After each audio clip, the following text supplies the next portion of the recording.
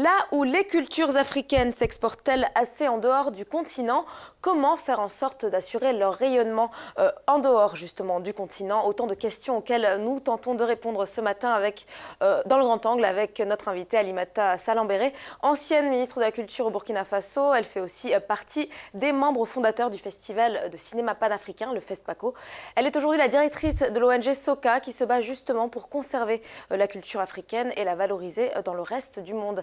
Alimata Salambéré, bonjour. Alors votre carrière durant, vous vous êtes battue pour le rayonnement de la culture africaine à travers le cinéma, notamment 50 ans après la création du FESPACO, considéré comme la grand-messe du 7e art africain. Diriez-vous que l'Afrique sait mieux promouvoir ses arts et sa culture aujourd'hui?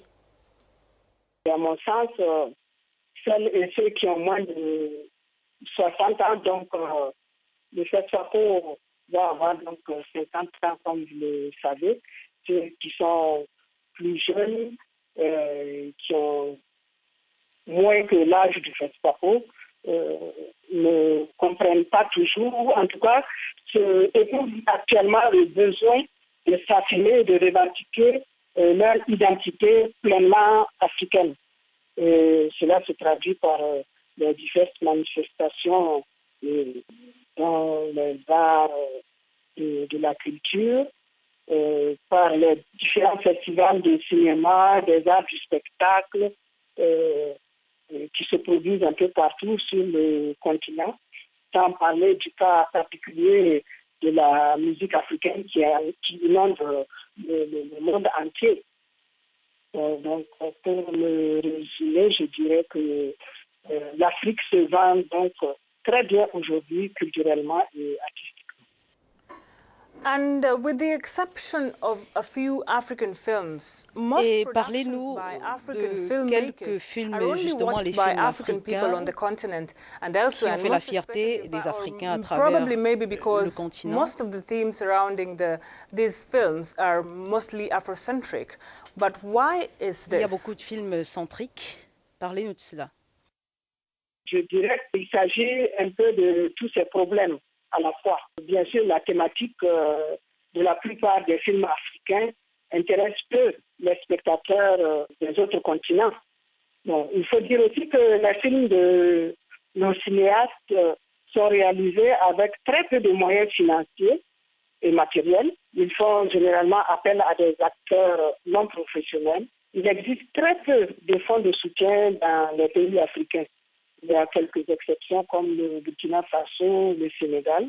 Et on peut faire une mention spéciale pour le Nigeria, dont la culture représente la troisième source d'entrée de devises. Bon, autrement, il faut compter sur une organisation internationale comme l'OIF ou l'Union européenne. Madame Salambéré, pour terminer, on va parler de SOCA. À travers votre organisation, vous vous efforcez d'inclure la diaspora dans votre bataille pour la valorisation donc, de cette culture africaine. Pourquoi est-ce si important que ces jeunes, surtout, n'oublient pas leurs racines, à votre avis? Et quels projets sur lesquels vous travaillez en ce moment, justement, tend à appuyer ce rayonnement de la culture africaine? La culture est le socle de l'identité. Dans ce monde de migration et de mixité, il devient plus qu'essentiel de savoir qui on est, savoir comment participer à cet échange mondial. La culture est le vibranium avec lequel les jeunes construiront vers Wakanda, pour ceux qui ont vu Black Panther. Voilà. SOCA a 2 programmes permanents et 3 projets essentiels. Ma réponse consiste à un échange direct entre un jeune qui veut savoir, qui pose des questions, qui a des préoccupations sur certains sujets de sa culture. Le projet Kipita veut dire transmet. Kipita, c'est un mot moré, c'est une langue qui est parlée essentiellement au Burkina Faso. On va donner des outils nécessaires à des élèves, à des enfants à travers le monde, pour que ces enfants-là soient des ambassadeurs.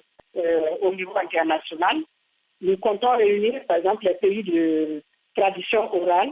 Ces pays-là pourront discuter, échanger pour savoir comment faire durer, pour comment faire la conservation de ces cultures-là. Nous comptons aussi, avec les appuis nécessaires, installer des instituts africains. Donc, s'il y a des instituts africains à travers le monde, ça permettra de relayer toutes ces connaissances et de les conserver et puis